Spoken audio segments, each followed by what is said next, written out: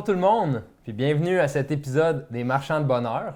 Aujourd'hui, Gabriel et moi, de Béatimo, on reçoit un marchand de bonheur qu'on aime beaucoup. Gros invité aujourd'hui. Félix Hamel de Gestion Trace de Trois-Rivières. Bonjour les gars.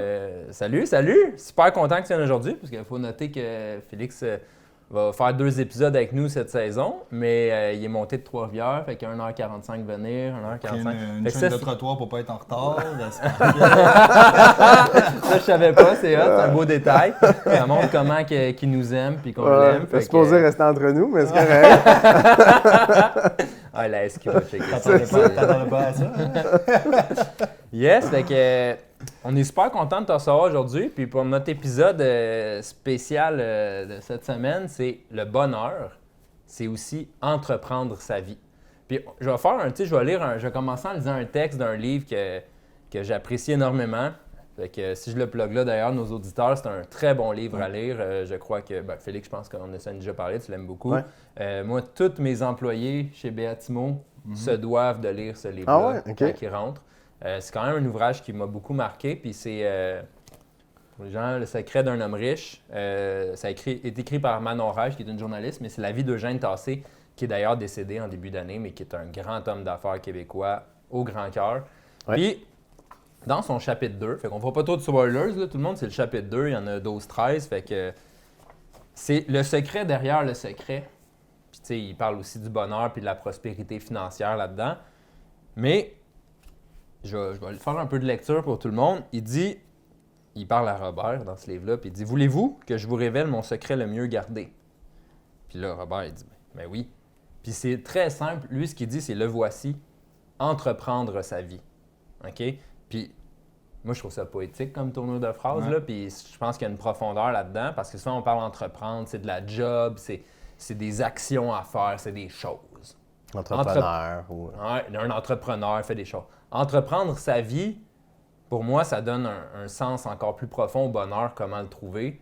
Puis, tu sais, on parle souvent, moi et Félix, de la pyramide de Maslow, justement, là, puis je pense que ça t'inspire beaucoup dans ta compagnie, mais tout ce qui est dans le sentiment d'accomplissement qui mène au bonheur, ben je pense que c'est ça, entreprendre sa vie.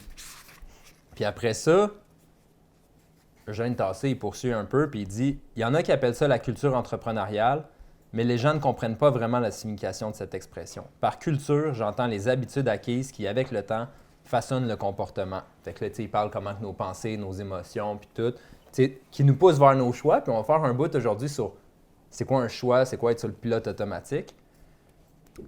Mais après ça, il dit « Le qualificatif entrepreneurial renvoie plus au fait que la personne doit se charger de l'exécution d'un projet de vie. Une vie, ce n'est pas quelque chose de vide. Cela comporte une dimension cruciale d'accomplissement.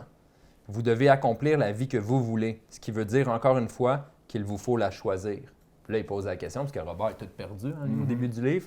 « Avez-vous vraiment choisi la vie que vous vivez maintenant, Robert? » Puis il n'a pas écrit ça, mais j'y dirais « T'es-tu sur le pilote automatique, mon Bob? » Tu sais, le pilote automatique. Fait que je suis vraiment content que tu sois avec nous pour ça. Puis le but, c'était juste de mettre la table un peu sur le sujet. Mais on en parle souvent, moi, puis toi, des retraites MREX, quand on enseigne, puis quand on a nos temps. Je pense qu'on connecte beaucoup sur cet aspect-là. Comment qu'on trouve le bonheur dans faire des choix qui sont intentionnels pour notre vie. Exact. Fait que toi, si tu nous partages rapidement un peu, toi, ce livre-là, puis ce passage-là, c'est quoi que ça veut dire pour toi? Bien, je pense que ce qui parle beaucoup, puis ce qui devrait résonner, c'est d'abord de faire des choix, puis il parle principalement d'entreprendre sa vie au côté personnel, parce que souvent, ensemble, on peut parler d'affaires, entreprendre, faire des plans stratégiques, mais on parle tout le temps de business, finalement. Puis c'est quoi nos plans d'action en lien avec la business?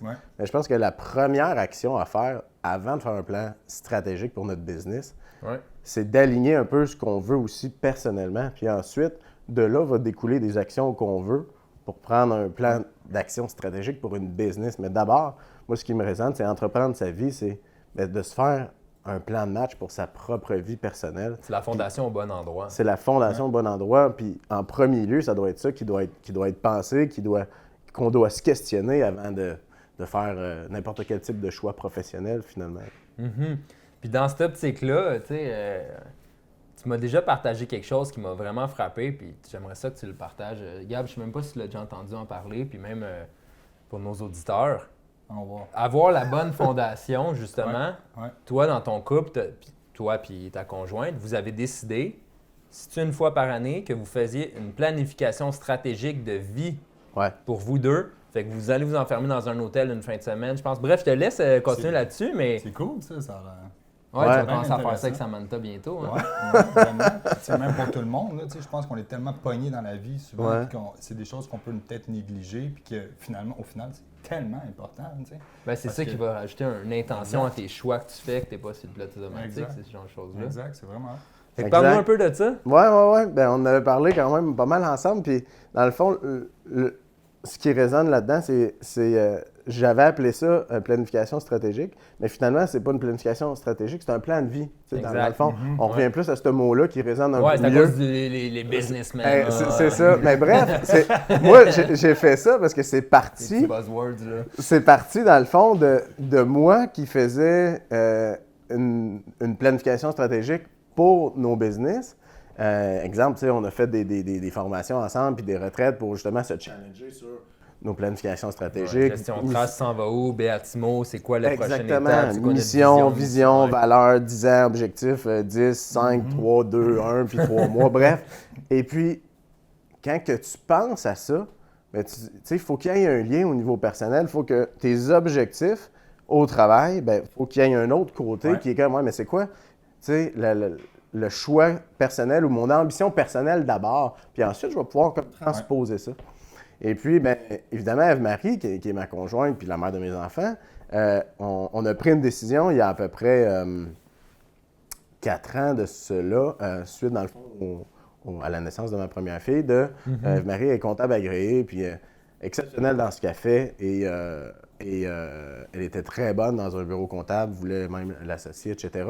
Et je me suis dit, ben pourquoi qu'on ne travaille pas ensemble? Tu sais, ça a été un des premiers moves de dire, ben là, on a des objectifs communs ensemble. Puis ben finalement, chacun, quand l'enfant est malade, on tire chacun sur notre couvert de c'est qui va rester au bureau aujourd'hui. Ben tu sais. oui, Alors, tu sais, classique. une des premières lumières, ça a été ça, c'est que non, je pense qu'il faut qu'on travaille sur un objectif commun. Puis j'ai besoin d'une personne comme toi dans mon entourage, puis au bureau. Fait que viens donc m'aider. Tu sais, pour Fait que qu'on ça a aille- été de l'amener dans l'entreprise à ce moment-là. Effectivement, ça Mais a été comme part une, du personnel. une première étape, Ouais. c'est ça. Puis suite à ça, tu sais, on faisait des planifications stratégiques d'affaires, puis je me disais, ouais, mais je pense que d'abord, il faut faire une planification Ouais. stratégique personnelle. Puis c'est Ouais. là qu'on a commencé à faire ça. Puis j'ai dit à Ève, on s'en va une fin de semaine dans un hôtel. On arrive le vendredi, on s'en va au spa. J'avais apporté deux calepins, j'en avais donné un. J'ai dit, marque tout ce que tu veux qu'on jase en fin de semaine. Puis le lendemain, on s'est assis le samedi, toute la journée, on a jasé de... Ouais, je pense que c'est un Ouais. whiteboard. Puis tout, Exactement, là, puis, tu sais, il y a plusieurs aspects d'une vie personnelle, finalement, tu sais, l'amour, exemple, en couple, tu sais, la famille, l'éducation que tu veux faire à tes enfants, la carrière, quelle place que tu veux Ouais. qu'elle prenne dans ta vie, la retraite, la santé, le sport, les amis. Bref, tu sais, c'est toutes des choses que, mais finalement, on ne jase pas vraiment de ça en profondeur, en soupant avec les enfants qui courent Non, c'est autour, ça. tu sais. T'as pas le temps. Puis de prendre un moment, une fois par année, pour Ouais. comme juste réaligner qu'est-ce qu'on veut, qu'est-ce qu'on veut faire, tu sais, dans les prochaines années. C'est sûr que la première retraite est plus longue, mettons, là, mais après, tu sais, là, on vient de la refaire pour une deuxième année.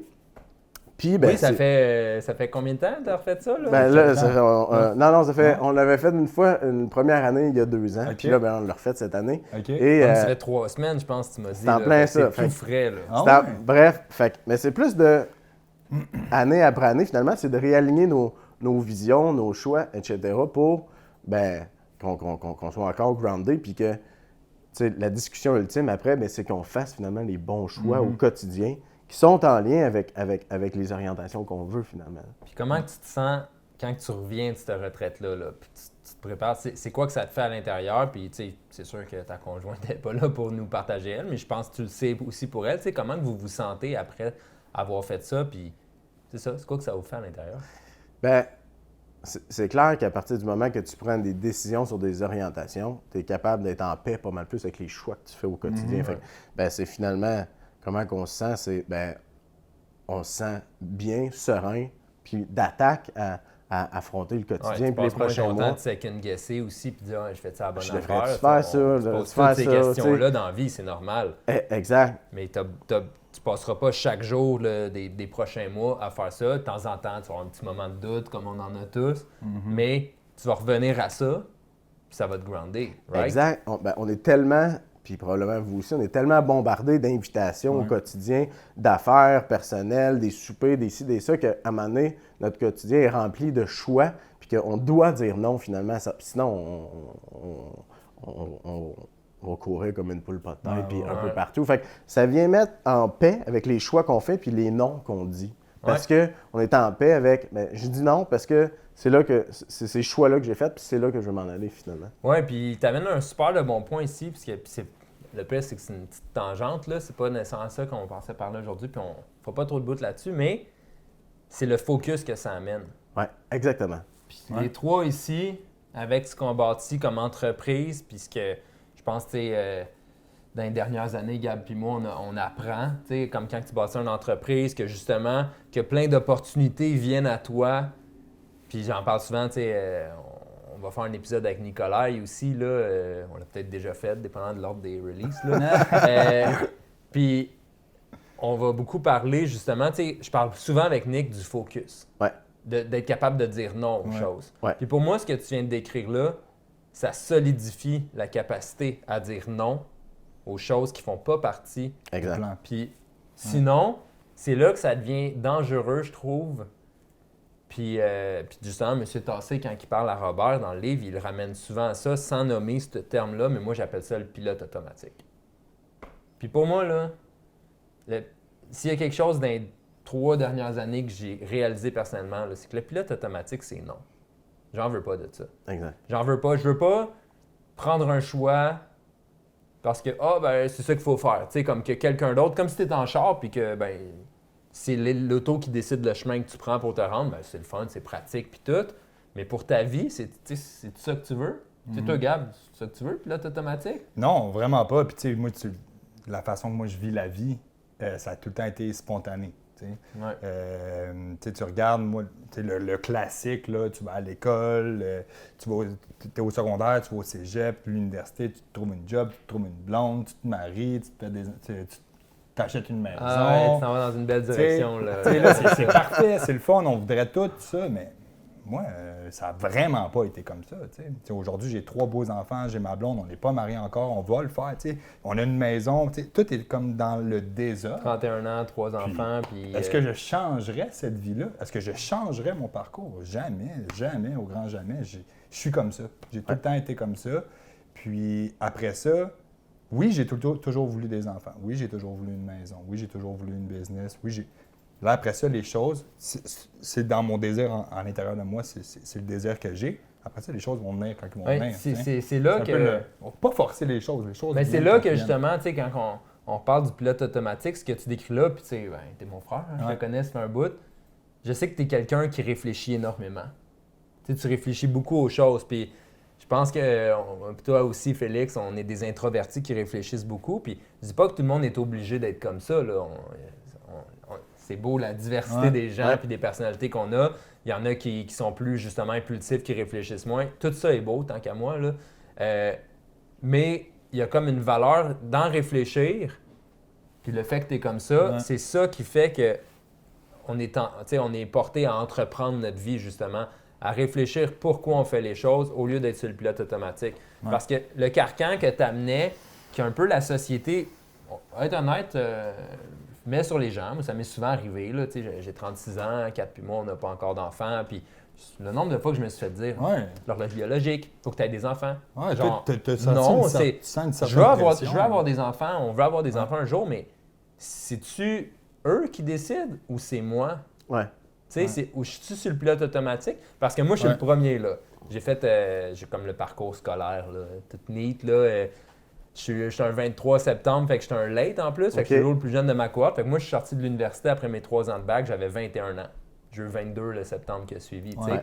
Puis dans ma tête, là, justement, à 24, j'étais marié, j'avais des enfants après. Puis tu sais, le fameux, comme ça, moi, j'étais beaucoup, là, le Philippe que les gens connaissent aujourd'hui, qui est beaucoup plus ouvert sur la vie, puis tu sais que Et j'étais coincé là, à cet âge-là, puis je pensais justement là, qu'un plan de vie, c'était en contrôle, puis c'était tout casé, puis dans plein de boîtes, puis OK, on fait ça, puis après ça, il faut que je fasse ça, puis c'est ça le bonheur.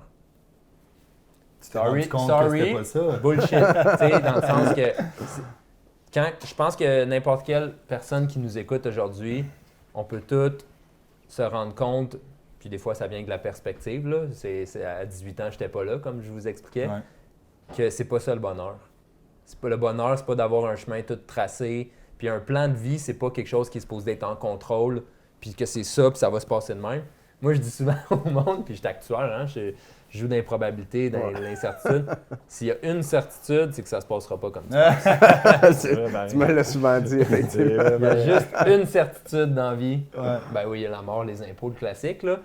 Mais c'est que ça se passera pas comme on pense. Dans le fond, l'important, c'est que tu saches surfer.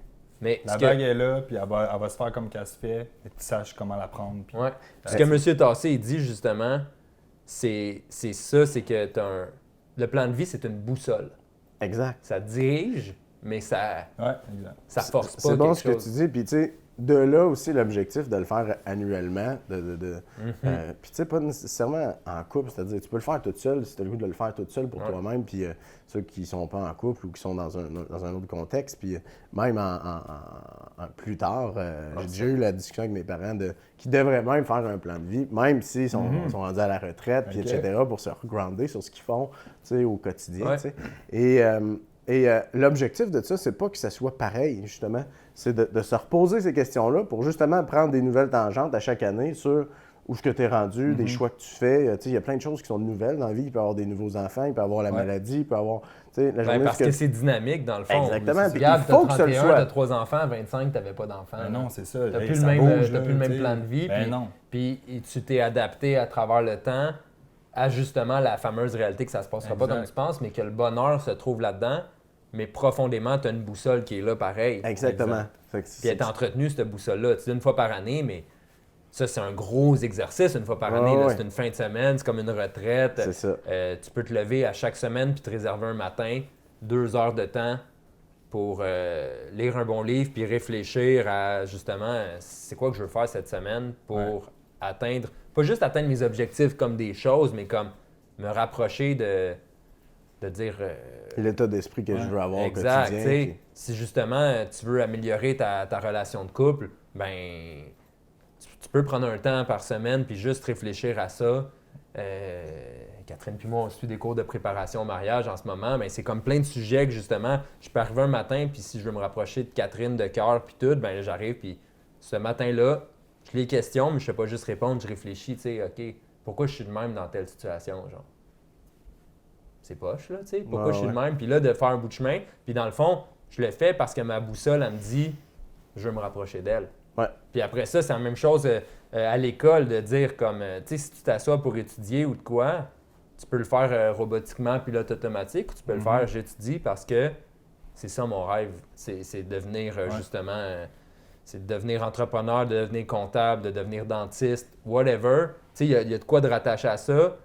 Puis c'est bien plus facile d'être drivé par de la passion si justement tu as ton plan de vie, ta boussole. Fait que autant un genre d'exercice annuel comme tu fais, que de prendre le temps chaque semaine de réfléchir à ces choses-là, c'est en tout cas, c'est du bonheur. C'est juste du bonheur, on va le dire. Un des mots que tu as dit tantôt et qui est important peut-être de se rappeler, c'est le focus finalement. Fait que même si quand tu le fais à chaque semaine ou quand tu te reposes cette question-là, ben l'objectif, c'est de te recentrer ton focus sur vraiment ce qui est important. Puis effectivement, tu peux pas recentrer ton focus juste une fois par année. Oui, parce que nous, comme entrepreneurs, on a lu dans nos livres qu'à tous les 90 jours, le cerveau humain prend une dérive, dérape. Tu as besoin de te rebalancer puis de te recentrer, de te refocuser parce que c'est naturel. Exact. On est humain. L'écureuil l'écureuil dans ta tête voit une peanut passer puis il part sur une affaire par rapport. Là, exact. Tu sais, si c'est quelque chose qu'on applique dans nos business puis qui fonctionne, tu sais, suivi des objectifs, les offside, tu sais, pour se recentrer sur les objectifs, pourquoi ne pas l'appliquer dans notre personnel? C'est exactement beaucoup de gens adhèrent à ça. C'est exactement l'espèce de vision flash que j'ai eue. Je me dis, ça n'a pas de bon sens que je fasse juste ça pour ma business finalement. Exact. Ça, là, c'est une révélation, justement, puis je sais qu'il n'y a pas tous nos auditeurs qui sont entrepreneurs puis que que, tu sais, puis c'est correct, là, c'est super beau. Il y a des places pour des salariés, des entrepreneurs, moins de risques, plus de risques. Ouais. Mais s'il y a quelque chose comme entrepreneur, je pense qu'on a tout appris dans les dernières années, c'est qu'il y a plein de principes entrepreneuriales qu'on apprend en lisant des livres de big shot qui font plein des millions puis tout. C'est que le plus hot là-dedans, c'est d'appliquer ces principes-là Au personnel. à ta vie. Parce que si tu peux faire prospérer une compagnie en suivant ces principes-là, tu peux faire prospérer ta vie intérieure, ta vie personnelle à partir de ça. Puis tu sais, pour closer justement sur ça, puis je ne ferai pas ça avec tous les livres, il n'y aura pas tous les épisodes, mais ça, Le secret d'un homme riche, moi, c'est ça que ça a fait en moi. Ce livre-là, c'est comme si c'est un livre sur l'argent, finances personnelles puis tout, mais c'est un livre que M. Tassé, qui je crois était vraiment un homme de cœur, un vrai Québécois, là, comme je l'ai décrit, là, qui...